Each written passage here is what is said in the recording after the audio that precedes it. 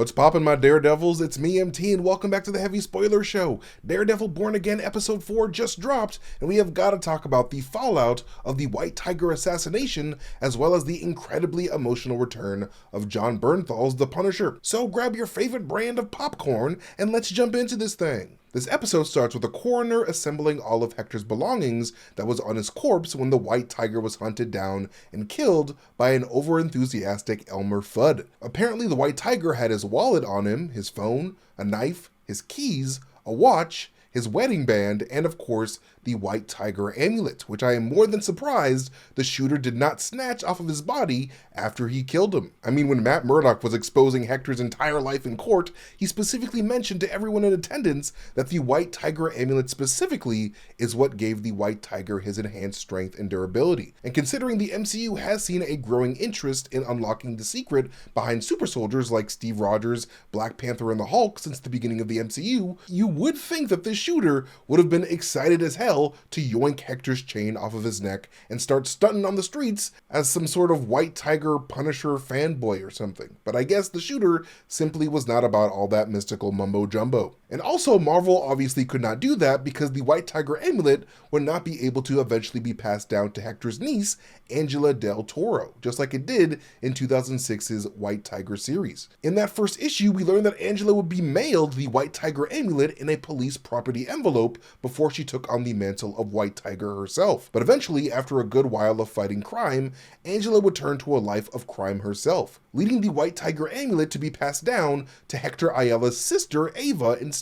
And with all of Hector's stuff being placed in a police property envelope at the start of this episode, it very much seems like this show is preparing for Angela to mysteriously receive this envelope to mirror the origins of her comic book counterpart. And speak of the devil, in comes Camila Rodriguez's Angela Del Toro herself directly after this, demanding to see the corpse of her dead uncle for some reason. Like, damn girl, therapy ain't free, you know. Why would you traumatize yourself like that? And that's pretty much what Matt tells Angela as he leads her away from the coroner's office. Angela then expresses her deep hatred for the corrupt cops that killed her uncle and the city in general, which may potentially point to Angela using the White Tiger amulet to help her in a violent quest for revenge later on. Then after this, we are shown a mural of Kingpin's dual nature painted on a wall, with the left half showing the light and angelic kingly persona that Fisk portrays himself as to New York City, while the right half shows Kingpin's dark demonic side, with the flames of hell fittingly blazing underneath. And right at the bottom is the signature of the series' psycho painter, Muse, who is basically just like Bob Ross, if Bob Ross got his red paint from the life-sustaining blood of the human body. And right after this, we see Muse carrying an unconscious body with him to his underground subway lair, which we see at the very end of the episode. And when Muse gets to his lair, we can see two of his messed up paintings on his walls. The first painting shows us a man with a crown with his mouth open, almost like they're screaming, with this screaming man likely being Wilson Fisk. And this same man appears to appear in the second image, but this time with darkness pouring out of his eyes and mouth. And if I had to guess, showing these two paintings back to back might just point to how Muse himself wants his art to somehow expose Kingpin for the violent and dark man that he is on the inside, despite the fake mask that he throws on for the public as mayor. The bodies of three of Muse's other victims hang from the ceiling as Muse begins to pump the blood out of his victim as he gains consciousness, which is absolutely diabolical. But anyways, after the intro, we see Daniel Blake and BB Urich partying at a club where Daniel slips up about Kingpin's plans to bust up some unions in order to push through his recycling initiative, something that catches BB's attention, and why BB ends up writing an article titled Mayor Garbage, a Union Buster, that causes Fisk to crash the fuck out at Daniel and his staff later on. And when BB and Daniel leave the club, we can see that Muse has made a mural for White Tiger just outside, painting the White Tiger's face with White Tiger-themed angel wings on the side of his head. And when Daniel tells BB that he has to leave to get some sleep to prepare for work the next day, BB calls him Captain Planet, a reference to the popular animated superhero series Captain Planet and the Planeteers from 1990. And not long after this, we sneak into a therapy session with the Fisk family, where Heather asks Vanessa to talk about her affair with a man named Adam, a man whose creative hands caught Vanessa's attention and drew him to her. And considering that Vanessa then reveals that Wilson leaving her caused her to feel like she lost half of herself, it kind of makes sense that she chose someone like Adam to fill that hole. No pun intended. Mostly because Adam's hands create, while Fisk's hands usually harm and destroy. And since Vanessa felt like Fisk reminded her of her absent father, I can see the logic in her chasing someone that wasn't like the people that hurt her at all. Vanessa then reveals that she never got the chance to break things off with Adam, hinting that Wilson's confrontation with Adam might have had something to do with that. Something that proves true by the end of the episode when we see Wilson head down to his secret underground lair to eat an unhealthy dinner in front of a chained up Adam, a man who would almost certainly be dead were it not for Kingpin's promise to Vanessa to not kill him. And this underground lair where Kingpin indulges in his dark desires in secret is also where he keeps his favorite A Rabbit in a Snowstorm painting, keeping the bloodstain on that painting that was caused by Daredevil beating the shit out of him at the end of season 3. Also, we are super excited to announce some dope Daredevil Born Again inspired merch over at the Heavy Spoiler store. Pick you up one of our dope new double-sided Conviction shirts today. It's got the swords and scales of Lady Justice on the front and Lady Justice's favorite blind badass on the back, covered in a sonar halo. I do have a feeling that these are going to sell out pretty damn quickly, so head on over to the Heavy Spoiler store today to claim yours. But anyways, I love the ending of this episode because it shows this angelic Kingpin symbolically descend into hell so he can take off his mask and wings to be the torturous demon that he actually is. All while Matt Murdock himself rises to the rooftops to become an angel in devil's clothing yet again. And this ending also contrasts the ending of episode 1 of this series, which saw a newly elected Kingpin on the rooftops while Matt Murdock was looking up at the sky from the ground. But speaking of the devil's clothing, when Matt heads up to his Daredevil armory, we can see a number of Daredevil masks. And from closest to farthest, we have this gray mask that appears to be a reference to the white suit that Daredevil wore in 2023's Daredevil number 6. Then we see one of two of Daredevil's iconic red masks, followed by the golden red mask that Luke Jacobson made for Daredevil in the She-Hulk series, a nod to Daredevil's original design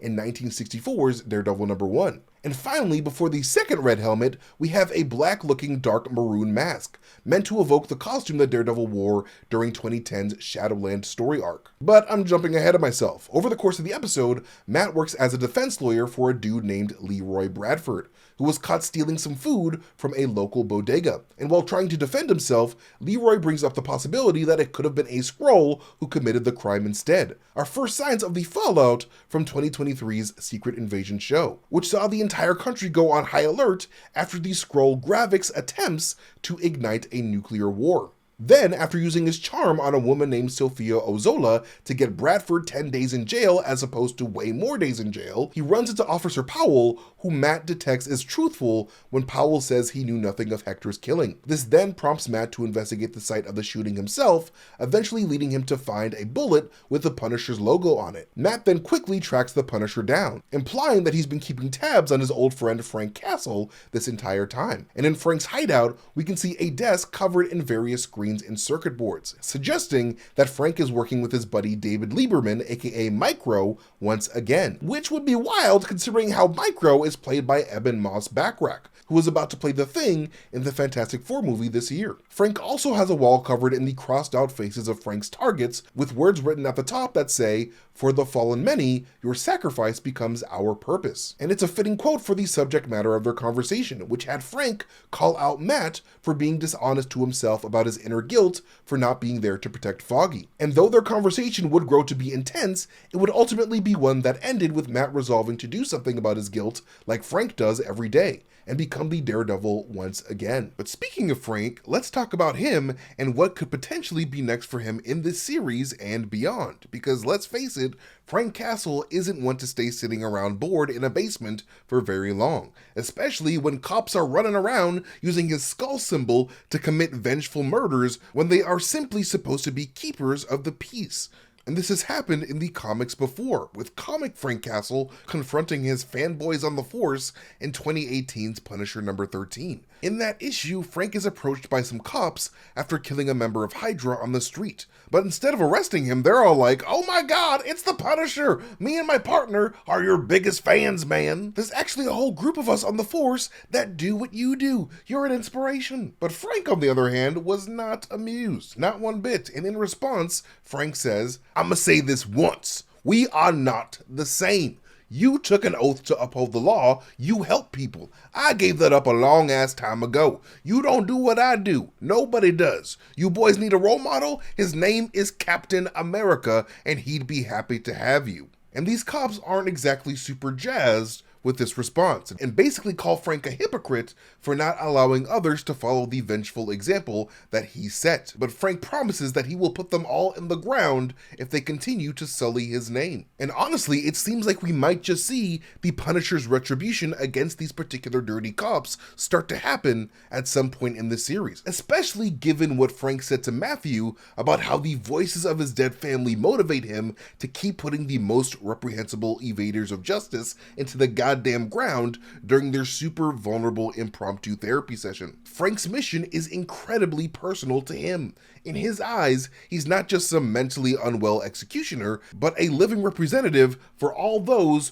who have had their lives threatened or taken by the worst of society. As we can see by the quote, "For the fallen many, your sacrifice becomes our purpose," on his wall. And in a weird way, the Punisher is a bit of an avatar himself, much like the White Tiger was. But instead of a magical amulet that gives him vitality and purpose from beyond, it's the voices of his dead family that keep Frank physically living and make him a nigh unstoppable killing machine. Because were it not for these voices, I have a strong feeling that the despair of his loss would have led Frank to check out of this planet a long ass time ago. And while yes, I am sure there are many members of the NYPD like Officer Powell that also seek revenge for the deaths of their colleagues and loved ones and whatnot, but vengeance is not supposed to be the purpose of a group created specifically to keep the peace. You are cops, not soldiers, not killers. Your job is to protect the public from bad guys by arresting them and bringing them to a judge. I mean, hell man, Frank used to be a goddamn Marine himself, but you don't see him being a vigilante in a Marine uniform